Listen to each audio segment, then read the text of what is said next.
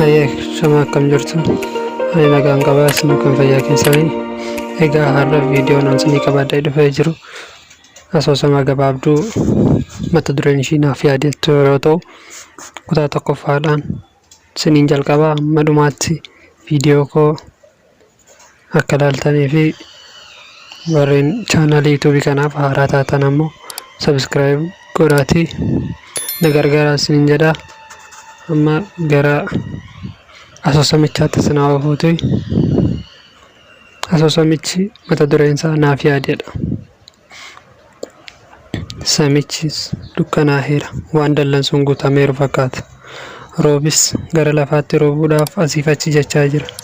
Ifi mandiisuu inni afaan keessa tufaa jiru sagaleedhaan guutamees duumessaa gaditti mul'ata. Fuula koo duratti namoonni asiif achi yeroo fiigan ilaalaa jira. Namni hundinuu rooba kana jalaa bahuudhaaf bakka itti baqatan ilaallachaa jiru.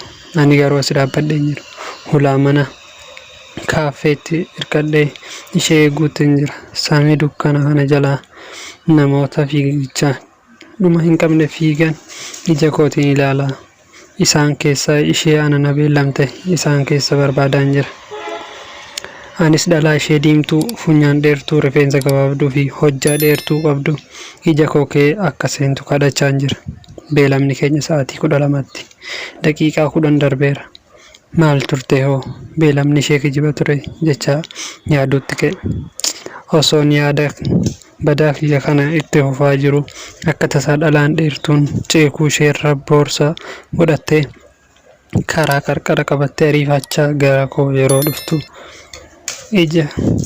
ijaan ishee arge. Isheedha naaf yaada. Lapheen koo utaaluu jalqabe. Walitti dhufeenya dhiiraaf dhalaa keessatti wanti naaf hin galle baay'eetu jiru. Dhiirri tokko yeroo beellama jalqabaatiif wal argan akkamitti nagaa gaafata? Mallaarra dhungatamoo hedhiiseera? Moo harka walitti kennu qofa? Yookaan maali? Hin beeku.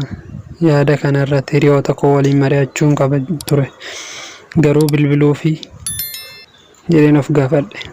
Mobaayila koo barbaacha kiisii koo osoon sakatta'uu fuula koo dura dhuftee dhaabbatte.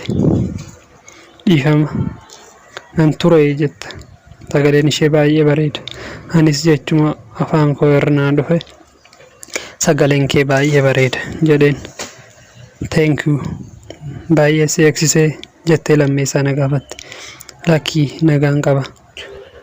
Humaa hin jedhu. Jechi koo yeroo baay'ee si eege wanti dubbachuu fedhu na jalaa bade. Afaan koo wal jala na jalaa seene. Egaa kutaa tokkoffaan asitti dhaabbata. Kutaa lammaffaadhaan ammas isinii qabadee dhufutti turtii gaarii isin jedha. Viidiyoon kun yoo isinitti tolee jiraate laayik. Akkuma beekamu asoosamii gabaabaa kana ofitti nama butuuf dhiyeessuun yeroo kanatti jabaadha. Gargaarsa keessan nurraa kutinaa hundi keessanuu sabskiraayib jettu tuquudhaan nu gargaaraa isiniin jedha. Hanga viidiyoo biraatti wal arginutti ciao nagaatti naaf jiraadha.